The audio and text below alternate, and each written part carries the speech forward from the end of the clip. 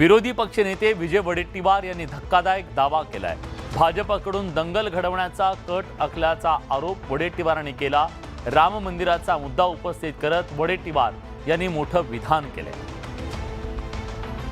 येत्या जानेवारी महिन्यात अयोध्येत प्रभू श्रीरामचंद्राच्या मंदिराचं उद्घाटन होणार आहे। या कार्यक्रमात देशभरातून लाखो कारसेवक रामभक्त सहभागी होणार आहेत। रामलल्लाचं दर्शन घेऊन कारसेवक निघतील तेव्हा दंगली घडवल्या जातील असा गंभीर आणि धक्कादायक आरोप विरोधी पक्षनेते विजय वडेट्टीवार यांनी केलाय। कारसेवकांचा बळी देऊन भाजप सत्तेत येण्याचा प्रयत्न करेल असं वडेट्टीवारांनी म्हटलंय। वडेट्टीवारांच्या या विधानाचा धागा पकडत आदित्य ठाकरे यांनी दंगलीच्या मुद्द्यावरून राज्य सरकारला लक्ष केलंय। वडेट्टीवार यांचं हे वक्तव्य म्हणजे स्टंट असल्याची टीका सत्ताधाऱ्यांनी केली आहे। पूजा करून दर्शन घेऊन रामलल्लाचं निघणाऱ्या संदर्भात कारसेवकांच्या बरोबर दंगली घडवल्या जातील। हे जे मिंदे भाजप सरकार आपल्या राज्यात सरकारवर आल्यानंतर सत्तेत आल्यानंतर किती दंगली झाल्यात आपल्या महाराष्ट्रामध्ये? त्या राज्यामध्ये देशामध्ये कुठेतरी समाजामध्ये दुही होईल, कुठेतरी जाती दंगली पसरतील असं स्टेटमेंट कृपया छोट्याशा प्रसिद्धीसाठी तरी आपण करू नका।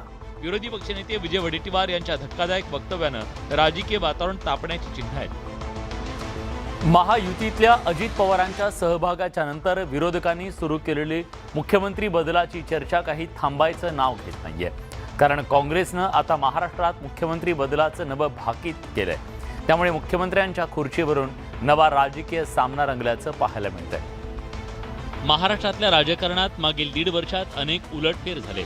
अजित पवारांच्या सत्ता सहभागानंतर राज्याच्या राजकारणात आणखी एक भूकंप होण्याची शक्यता विरोधक वारंवार वर्तवत आहेत। आधी ऑगस्टमध्ये मुख्यमंत्री बदलतील असं भाकीत मवियाच्या वतीनं करण्यात आलं, पण ही डेडलाईन उलटल्यानंतर काँग्रेसचे नेते आणि राज्याचे विरोधी पक्षनेते असलेल्या विजय वडेट्टीवारांनी नवं भाकीत वर्तवलंय। पण भाजपनं हे भाकीत फेटाळत एकनाथ शिंदेच मुख्यमंत्री राहतील असा दावा केलाय।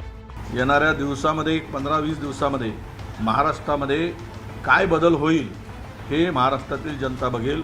त्यामध्ये मेन खुर्चीपासून तर बदलाला सुरुवात होईल। 2024 पर्यंत माननीय एकनाथजीच मुख्यमंत्री राहणार आहे। तीनही पक्ष आम्ही सोबत लढणार आहोत आणि त्यामुळं विरोधी पक्षनेते म्हणून काही बोलावं लागतं म्हणून ते बोलतात। विरोधकांनी आजवर केलेले सत्ता बदलाचे सगळे दावे फोल ठरल्यानं आता वडेट्टीवारांनी दिलेल्या सप्टेंबरच्या डेडलाईनचं काय होतं हे पाहणं महत्त्वाचं आहे। सामनामधून वेळोवेळी भाजप आणि शिंदेंच्या शिवसेनेवर टीकेचे बाण सोडले जातात। भाजपकडून त्या टीकेला केराची टोपली दाखवण्यात येते। मात्र आजच्या सामनाच्या अग्रलेखातून थेट फडणवीस यांना सांभाळा या शीर्षकांतर्गत टीका करण्यात आली। त्यामुळे भाजप चांगलीच आक्रमक झाली आहे। सामनाच्या अग्रलेखातून उपमुख्यमंत्री देवेंद्र फडणवीस यांच्यावर जहाल टीका करण्यात आली आहे। देवेंद्र फडणवीस हे आधी एक संवेदनशील व्यक्ती होते, पण उप झाल्याच्या वैफल्यात त्यांची संवेदनशीलता संपली आणि अहंकाराचे ते महामेरू बनले। मुख्यचा उप झाल्याच्या न्यूनगंडानं त्यांना अस्वस्थ केलंय अशा शब्दात सामनातून टीका करण्यात आली आहे। हे टीकेचे बाण भाजपच्या जिव्हारी लागले। भाजप प्रदेशाध्यक्ष चंद्रशेखर बावनकुळेंनी या विरोधात गरज पडल्यास रस्त्यावर आणि न्यायालयीन लढाईचा निर्वाणीचा इशारा दिलाय।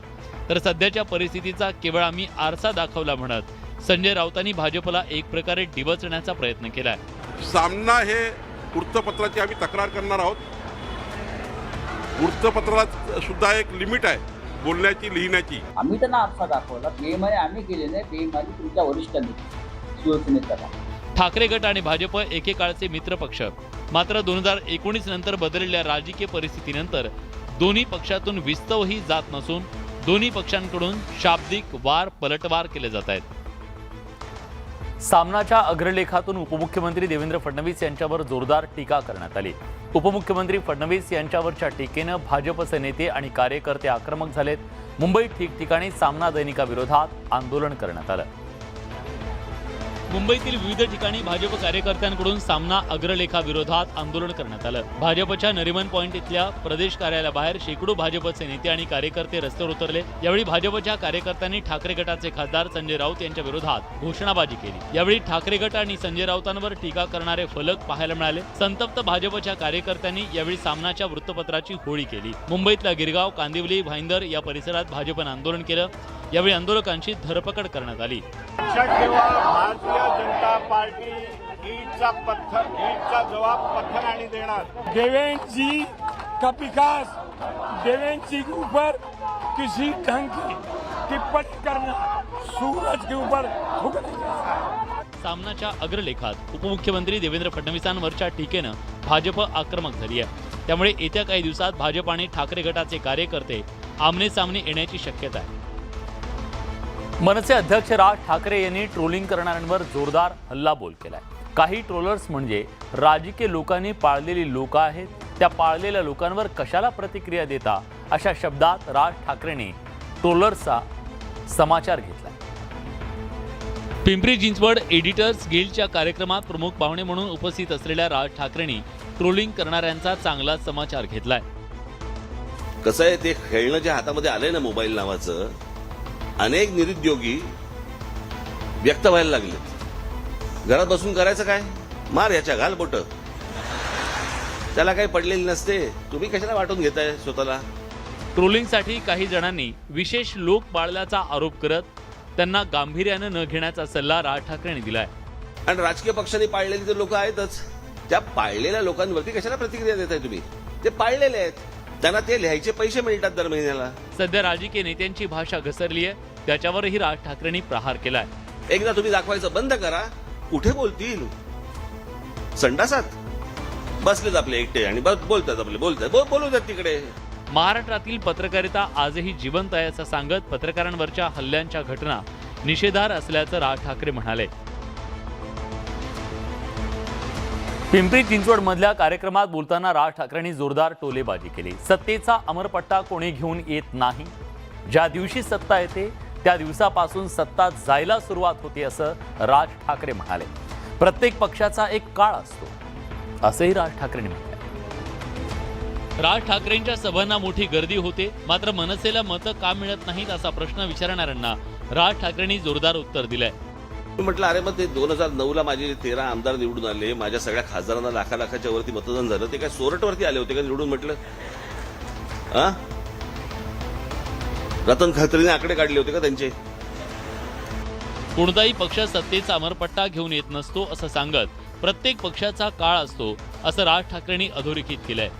सत्ता ज्या दिवशी हातामध्ये येते ना त्या दिवशी सत्ता जायला लागते, फक्त ती टिकवावी किती, एवढं प्रोलॉंग किती करायचं एवढंच तुमच्या हातामध्ये असतं. आणि मी मागे म्हटलं होतं ना, विरोधी पक्ष हा कधी जिंकत नसतो, सत्ताधारी हरत असतो. राज्याच्या विकासाची ब्ल्यूप्रिंट मनसेनं सादर केली, मात्र ती कुणी पाहिली नाही, फक्त आपल्याला हिणवल्याचंही राज ठाकरे म्हणाले. पुढील महिन्यात असलेल्या दहीहंडी उत्सवासाठी गोविंदा पथकं तयारी करत आहेत. या गोविंदा पथकांसाठी राज्य सरकारकडून येत्या 31 ऑगस्टला प्रो गोविंदा स्पर्धेचं आयोजन करण्यात आलंय. त्याप्रमाणे दहीहंडी उत्सवात सहभागी होणाऱ्या गोविंदांना सरकारकडून विम्याचं कवच देण्यात आलंय. मुंबईत दहीहंडी उत्सवाची धूम असते. गोविंदा पथकं उंच मानवी मनोरे रचत असतात. या गोविंदा पथकांसाठी प्रो गोविंदा स्पर्धेचं आयोजन करण्यात आलंय. येत्या 31 ऑगस्टला ही प्रो गोविंदा स्पर्धा वरळीतल्या डोम थिएटरमध्ये आयोजित करण्यात येणार आहे. यात पहिल्या येणाऱ्या पथकाला 11 लाखांचं तर दुसऱ्या येणाऱ्या पथकाला 7 लाखांचं बक्षीस दिलं जाणार आहे. जो डोम आहे तो माझ्या माहितीप्रमाणे 40 फुटाचा आहे. तिथं स्पर्धा चांगल्या पद्धतीनं होऊ शकते. त्याच्यामुळे कुठेही राजकीय स्पर्श न करता ही स्पर्धा त्या ठिकाणी घेण्यात आलेली आहे. दहीहंडी उत्सवात सहभागी होणाऱ्या गोविंदा पथकांना विम्याचं कवच लाभणार आहे. दहीहंडी उत्सवात 50,000 गोविंदांचा विमा उतरवण्याकरता 37 लाख रुपये विमा कंपनीकडे सरकारकडून जमा करण्यात आलेत. भाजपचे नेते आणि केंद्रीय मंत्री नितीन गडकरी यांच्या रोखठोक भाषणांसाठी कायम ओळखले जातात. बुलढाण्यात नितीन गडकरींनी असंच एक विधान केलं, ज्यातून त्यांनी भाजपलाच घरचा आहेर दिलाय. बुलढाण्यातल्या राष्ट्रीय महामार्गाच्या चौपदरीकरणाच्या कामाचं उद्घाटन शुक्रवारी संपन्न झालं. यावेळी राज्यातल्या राजकीय स्थितीवर भाष्य करत नितीन गडकरींनी भाजपमधल्या अंतर्गत स्थितीवर मिश्किल चिमटे काढले. गडकरींच्या शब्दाचा आधार घेत विरोधकांनी भाजपला जोरदार टोले हाणले. पण जेव्हा दुकान चालायला लागतं तेव्हा गिरायकांची कमी नसते.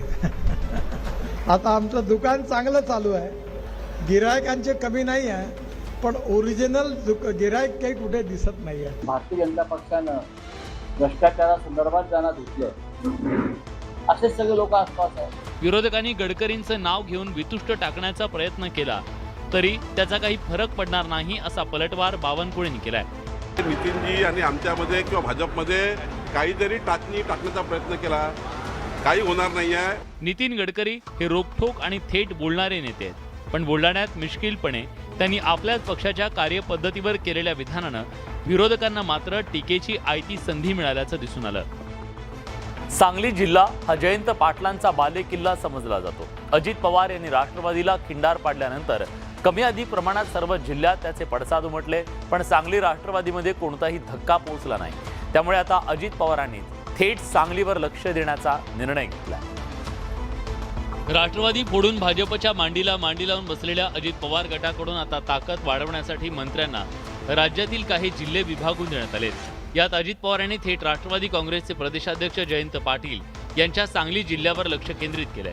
अजित पवार यांनी स्वतःकडे त्यांचा बालेकिल्ला असलेल्या पुणे जिल्ह्यासह सातारा, सांगली आणि सोलापूर जिल्ह्याची जबाबदारी घेतली आहे. त्यामुळे दोन्ही नेत्यांमधला संघर्ष आणखी वाढत जाणार आहे. राष्ट्रवादी एकसंध असतानाही अजित पवार आणि जयंत पाटील यांच्यातला सुप्त संघर्ष कधीच लपून राहिला नाही. त्यामुळे जयंत पाटील यांना खिंडीत गाठण्यासाठी अजित पवार यांच्याकडून प्रयत्न तर सुरू नाहीत ना, अशी चर्चा सुरू झाली आहे. राष्ट्रवादीच्या अजित पवार गटाचे नेते आणि अन्न नागरी पुरवठा मंत्री छगन भुजबळ वादात सापडण्याची चिन्ह आहेत. नाशिकमध्ये आयोजित एका कार्यक्रमात भुजबळांनी एक वादग्रस्त विधान केलंय. शिक्षणासंदर्भात भुजबळांचं हे वक्तव्य नव्या वादाला कारणीभूत ठरण्याची शक्यता आहे. शिक्षणाची दारं महात्मा फुले, सावित्रीबाई फुले, डॉक्टर बाबासाहेब आंबेडकर यांच्यासारख्या महापुरुषांनी खुली करून दिली. त्यामुळे हे महापुरुष आपल्यासाठी देव असल्याचं भुजबळांनी म्हटलंय. मात्र सरस्वती आणि शारदेनं आपल्याला शिक्षण दिलं नसल्याचं भुजबळ म्हणाले. कोणाला सरस्वती आवडते, कोणाला आणखी शारदा आवडते, कोणाला का आम्ही तर काय पाहिलं नाही, आम्हाला तर काय त्यांनी शिक्षण दिलं नाही, पण आम्हाला जे शिक्षण दिलं ते या लोकांनी दिलं, म्हणून ते माझे देव आहे, तेच देव तुमचे असले पाहिजे. याचसोबत ब्राह्मण वर्गात शिक्षणाचा अधिकार फक्त पुरुषांनाच होता, महिलांना नाही, असंही भुजबळ म्हणालेत. ब्राह्मणांमध्ये शिवाजी, संभाजी अशी नावं ठेवली जात नसल्याचं वक्तव्यही भुजबळांनी केलंय. शिक्षणाचा अधिकार ब्राह्मण वर्गातल्या फक्त पुरुषांना, महिलांना सुद्धा नाही. भुजबळ यांनी केलेल्या या वक्तव्यामुळे नव्या वादाला तोंड फुटण्याची शक्यता आहे. हिंगोलीतल्या कळमनुरीचे शिवसेनेचे आमदार संतोष बांगर कायम वादात सापडतात. वादग्रस्त वक्तव्यांमुळे संतोष बांगर अडचणीत सापडले होते. आता पुन्हा एकदा संतोष बांगर नव्या वादात सापडले. दुधाळा, दिग्रज, पिंपरी, बोराजा या गावातील विद्यार्थिनींना घरी जाण्यासाठी वेळेवर बस मिळत नव्हती. तसंच एसटी कंडक्टर देखील विद्यार्थिनींशी उद्धट भाषेत बोलत असल्यानं या विद्यार्थिनींनी थेट आमदार संतोष बांगर यांचं कार्यालय गाठलं. यावेळी विद्यार्थिनींनी आमदार संतोष बांगर यांच्याजवळ त्यांची व्यथा मांडत एसटी कंडक्टरची तक्रार केली. आमदार संतोष बांगर यांनी देखील विद्यार्थिनींचं म्हणणं ऐकून घेतलं. त्यानंतर त्यांनी तात्काळ आगार प्रमुखांना त्यांच्या कार्यालयात बोलावून धारेवर धरलं. आगार प्रमुखांना ताकीद देताना बांगर यांची मात्र जीभ पुन्हा घसरली. मी अशा कंडक्टरला तुम्हाला सांगतो, मी पायाखाली तुडवी. तुम्हाला कल्पना आहे माझ्या, मी जेवढा चांगला आहे मी तेवढाच खराब आहे. मला जर कमी जास्त वाटलं ना तर तुम्हाला सांगतो मोकळं म्हणजे लोळस्तोच माराल मी त्यांना. आमदार बांगर तरी विद्यार्थिनींच्या तक्रारीवर कारवाई करत असले तरी त्यांनी वापरलेली भाषा लोकप्रतिनिधींना शोभत नसल्याची चर्चा आहे. कांद्याच्या वाढणाऱ्या किमतीच्या पार्श्वभूमीवर केंद्र सरकारनं एक मोठा निर्णय घेतलाय. कांद्याच्या निर्यातीवर आता शुल्कात वाढ करण्यात आली आहे. कांद्यावरच्या निर्यात शुल्काचा हा आदेश 31 डिसेंबरपर्यंत लागू असणार आहे. राज्यातील नाशिक पट्ट्यात सर्वाधिक कांदा उत्पादन केलं जातं. यंदा कांद्याचे मोठ्या प्रमाणात उत्पादन झालंय. गेल्या काही महिन्यांमध्ये कांद्याला योग्य दर मिळत नसल्यानं कांदा उत्पादकांनी आपला कांदा रस्त्यावर फेकून संताप व्यक्त केला. मात्र आता काही प्रमाणात कांद्याच्या दरात वाढ होतीये. कांद्याच्या वाढत्या किमतीच्या पार्श्वभूमीवर कांद्याचे दर नियंत्रित ठेवण्यासाठी केंद्र सरकारनं मोठा निर्णय घेतलाय. कांद्याच्या निर्यातीवर 40% शुल्क आकारण्याचा निर्णय केंद्र सरकारनं घेतलाय. कांद्याच्या निर्यातीवर हे 40% शुल्क येत्या 31 डिसेंबरपर्यंत लागू असणार आहे. केंद्राच्या या निर्णयामुळे कांद्याच्या दरवाढीवर नियंत्रण येणार आहे. मात्र त्याचवेळी कांदा निर्यात करणाऱ्या कांदा उत्पादक शेतकऱ्यांना निर्यातीतल्या शुल्काचा सामना करावा लागणार आहे. टोमॅटोचे दर सध्या वाढलेत, त्यामुळे टोमॅटो उत्पादक शेतकऱ्यांच्या हातात 4 पैसे यायला लागले. पुढील काळात टोमॅटोला चांगले दर मिळतील या अपेक्षेनं नाशिकमधल्या शेतकऱ्यांना टोमॅटोची लागवड केली. मात्र काही समाजकंटकांच्या डोळ्यात ही बाब खुपतीये. नाशिकच्या सिन्नर तालुक्यातल्या सुळेवाडी इथल्या सुखदेव गुंजाळ यांच्या टोमॅटोच्या पिकाची ही अवस्था आहे. 20 गुंठे क्षेत्रात त्यांनी टोमॅटोची लागवड करून खाजगी टँकरमधून पाणी आणून पिकांना जीवदान दिलं. टोमॅटोला चांगला भाव मिळत असल्यानं लवकरच बाजारात टोमॅटो विकण्याचा त्यांचा विचार होता. मात्र शुक्रवारी मध्यरात्री अज्ञात समाजकंटकांनी टोमॅटोच्या पिकाला लावलेल्या बांबू आणि तारा तोडून 20 गुंठ्यावर असलेल्या टोमॅटोचं नुकसान केलं. यात गुंजाळ यांचं 5 लाखांचं नुकसान झालंय. या घटनेच्याबद्दल गावकऱ्यांनी संताप व्यक्त केलाय. आरोपीचा लवकरात लवकर शोध घेऊन त्याच्यावर कठोर कारवाई करण्याची मागणी शेतकऱ्यांकडून केली जाते. उद्योग क्षेत्रात भरीव योगदानाबद्दल उद्योजकांचा यावर्षीपासून महाराष्ट्र उद्योगरत्न पुरस्कारानं सन्मान करण्यात येणार आहे. यंदाचा पहिला उद्योगरत्न पुरस्कार प्रसिद्ध उद्योगपती रतन टाटा यांना प्रदान करण्यात आला. टाटा यांच्या निवासस्थानी हा सोहळा संपन्न झाला. उद्योग क्षेत्रातील उल्लेखनीय कार्याबद्दल महाराष्ट्र सरकारचा पहिला उद्योगरत्न पुरस्कार ज्येष्ठ उद्योजक पद्मविभूषण रतन टाटा यांना मुख्यमंत्री एकनाथ शिंदे यांच्या हस्ते प्रदान करण्यात आला. टाटा यांना त्यांच्या कुलाबा इथल्या निवासस्थानी मुख्यमंत्री एकनाथ शिंदे यांच्यासह मान्यवरांनी 25 लाख रुपयांचा धनादेश, सन्मान चिन्ह आणि मानपत्र अशा स्वरूपात पुरस्कार प्रदान केला. या प्रसंगी उपमुख्यमंत्री देवेंद्र फडणवीस, उपमुख्यमंत्री अजित पवार, उद्योग मंत्री उदय सामंत यांच्यासह मान्यवर उपस्थित होते. इस सम्मान की वजह से ये उद्योग रत्न पुरस्कार रतन टाटा जी को देने की वजह से इस पुरस्कार का ही मान सम्मान बढ़ा है, उसकी ऊंचाई बढ़ गई है. व्यवसाय, उद्योग, शिक्षण, रिअल इस्टेट, पर्यटन, वित्तीय सेवा, फॅशन, इलेक्ट्रॉनिक्स, कृषी, बँकिंग या क्षेत्रांच्या विकासात महत्त्वपूर्ण योगदान देणाऱ्या व्यक्ती आणि संस्थांच्या प्रयत्नांना मान्यता देणं हा महाराष्ट्र उद्योगरत्न पुरस्काराचा उद्देश आहे. जळगाव राजमल लखीचंद अर्थात आर्यल समूहाच्या विविध दुकानांवर ईडीनं कारवाई केली. जवळपास 45 तास ईडीकडून ही झाडाझडती घेण्यात आली. या झाडाझडतीमध्ये ईडीचे अधिकारी रोकड, कोट्यवधींचे दागिने आणि कागदपत्र घेऊन रवाना झाले.